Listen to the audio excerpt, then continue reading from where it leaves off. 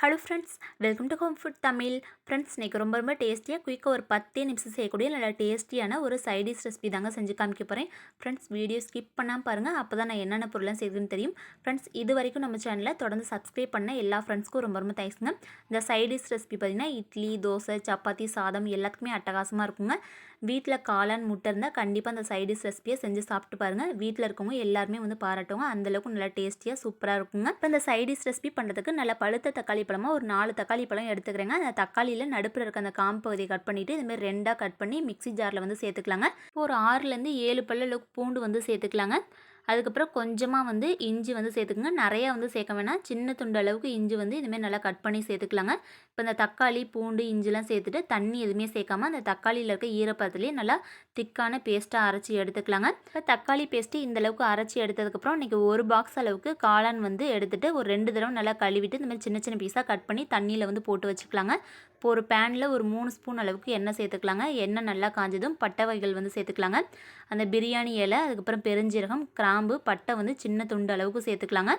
இப்போ அந்த பெருஞ்சீரகம் நல்லா பொரிஞ்சு நல்லா வாசனை வந்ததும் கொஞ்சமாக ஒரு அரை கைப்பிடி அளவுக்கு வெங்காயம் நல்லா சின்ன சின்ன பீஸாக கட் பண்ணி சேர்த்துக்குங்க. ஒரு 3 கொத்தளவு கருவேப்பிலை, காரத்துக்கு ஏற்ற மாதிரி பச்சை மிளகாய் சேர்த்துக்குங்க. நான் இன்றைக்கி ஒரு 2 பச்சை மிளகாய் நல்லா கீறிட்டு சேர்த்துருக்கேங்க.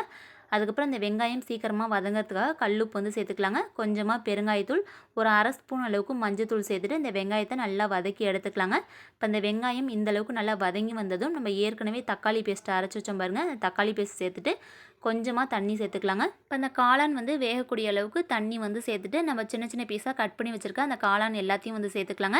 அந்த தக்காளியில் இருக்க அந்த பச்சை வாசனையும் போகும். காளான்னு பார்த்திங்கன்னா அந்த தக்காளியில் இருக்க ஈரப்பதத்துலேயே நல்லா வெந்து வரும். இப்போ ஒரு 2 ஸ்பூன் அளவுக்கு குழம்பு மிளகாய்த்தூள் சேர்த்துக்கலாங்க. நம்ம சேனலில் 1 இயருக்கு தேவையான குழம்பு மிளகாய்த்தூள் எப்படி ரெடி பண்ணுறதுன்னு கரெக்டான அளவுகளில் மெஷர் பண்ணி வீடியோ போட்டிருக்கேங்க. அந்த வீடியோட லிங்க்கு நான் டிஸ்கிரிப்ஷனில் தரேன், செக் பண்ணி பாருங்கள். உங்கள் எல்லாருக்குமே ரொம்ப யூஸ்ஃபுல்லாக இருக்கும். இப்போ குழம்பு மிளகாய்த்தூள் சேர்த்துட்டு நல்லா மிக்ஸ் பண்ணிவிட்டு இன்னும் நல்லா டேஸ்ட் கூடுதலாக கொடுக்கறதுக்காக சிக்கன் மசாலா ஒரு 2 ஸ்பூன் அளவுக்கு சேர்த்துக்கலாங்க.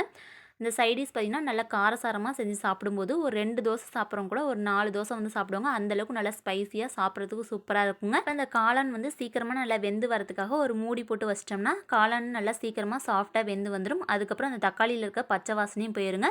இப்போ நீங்கள் காளான் குழம்பு மாதிரி ரெடி பண்ணுறதுனால ரெடி பண்ணலாம், இல்லாட்டி இந்தமாதிரி கிரேவி மாதிரி செஞ்சு சாப்பிட்டாலும் நல்லா டேஸ்டியாக இருக்குங்க. இப்போ இன்றைக்கி நான் கிரேவி மாதிரி ரெடி பண்ணுறேன். அதனால் இந்தளவுக்கு நல்லா தண்ணிலாம் நல்லா குறைஞ்சிட்டு ஒரு கிரேவி பக்குவத்துக்கு வந்ததும் ஒரு 2 முட்டை உடச்சி ஊற்றிக்கலாங்க. நீங்கள் எக்ஸ்ட்ரா கூட முட்டை உடச்சி ஊற்றிக்கலாம். அப்படி முட்டையை வேக வச்சுட்டு அப்படியே 2ஆக கீறிட்டு அது மாதிரி கூட போட்டுக்கலாங்க. வேக வச்ச முட்டையை நல்லா காய் திருகிறதுல திருகி அது மாதிரி கூட இந்த சைடிஷ் ரெடி பண்ணிக்கலாம். இப்போ ஒரு 2 முட்டையை இந்தமாரி நல்லா உடச்சி ஊற்றிட்டு ஒரு மூடி போட்டு மூடிட்டு அடுப்பை நல்லா குறைச்சி வச்சுட்டு ஒரு 2 நிமிஷம் மட்டும் அப்படியே வச்சிட்டோம்னா அந்த கிரேவி சூட்லேயே நல்லா அந்த முட்டை வெந்து வந்துடுங்க. இப்போ இந்த காளான் கிரேவியில் நம்ம முட்டை உடச்சி ஊற்றுனதுமே அடுப்பை நல்லா குறைச்சி வச்சுட்டு வேக வச்சு எடுத்துக்கோங்க, இல்லாட்டி சீக்கிரமாக அடி பிடிச்சிரும். இப்போ அந்த முட்டை நல்லா வெந்ததும் அப்படியே சின்ன சின்ன பீஸாக உடச்சி விட்டு அது மாதிரி கூட கிரேவி ரெடி பண்ணிக்கலாங்க. இல்லாட்டி இந்த உடச்சி ஊற்றின முட்டை கிரேவி ரெடி பண்ணும்போது நம்ம முட்டை வேக வைப்போம் பாருங்க, அந்த மாதிரி மெத்தடில் கூட வேக வச்சு ரெடி பண்ணிக்கலாங்க. நான் ஏற்கனவே நம்ம சேனலில் இந்த உடச்சி ஊற்றின முட்டை குழம்பு எப்படி நல்லா டேஸ்டியாக ரெடி பண்ணுறதுன்னு வீடியோ அப்லோட் பண்ணியிருக்கேன். அந்த வீடியோவும் நான் டிஸ்கிரிப்ஷனில் தரேன், செக் பண்ணி பாருங்கள். இப்போ முட்டை நல்லா வெந்ததும் நல்லா ஃப்ளேவருக்காக கொத்தமல்லி தழை நல்லா சின்ன சின்ன பீஸாக கட் பண்ணி போட்டோம்னா நல்லா டேஸ்டியான காளான் முட்டை கிரேவி ரெடி ஆயிருங்க. இந்த காளான் முட்டை கிரேவி டக்குன்னு ஒரு 10 நிமிஷத்தில் ரெடி பண்ணிடலாங்க.